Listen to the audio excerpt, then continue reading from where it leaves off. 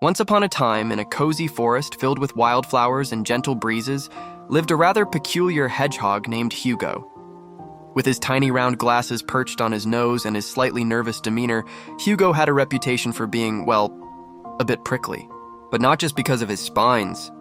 You see, Hugo had one very specific quirk that made him different from all the other forest animals. He absolutely couldn't stand hugs.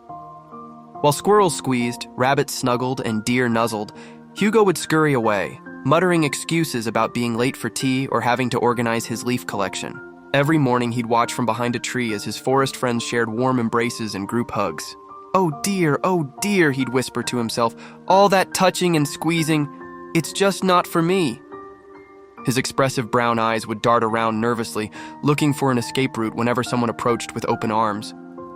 One particularly gloomy day, while Hugo sat alone in the rain under a mushroom, just the way he liked it, he heard a soft whimper.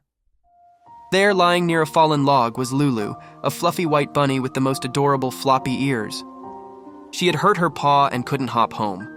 Hugo's heart melted at the sight. Without thinking about his usual fears, he waddled over to help.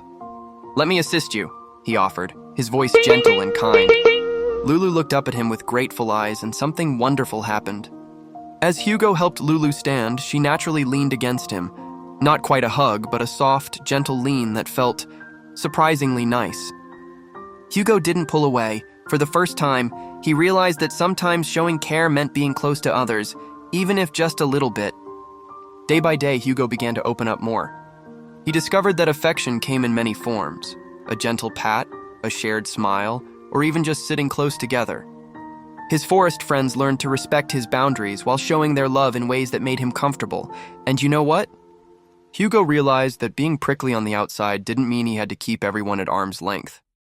Now, when you visit that special forest, you might see Hugo sitting contentedly among his friends, sharing stories and smiles. He might not be the biggest hugger in the forest, but his heart is just as warm as any other. And that's what really matters, isn't it? After all, there are so many ways to show you care. Sometimes the most beautiful friendships come from understanding and accepting each other, spines and all.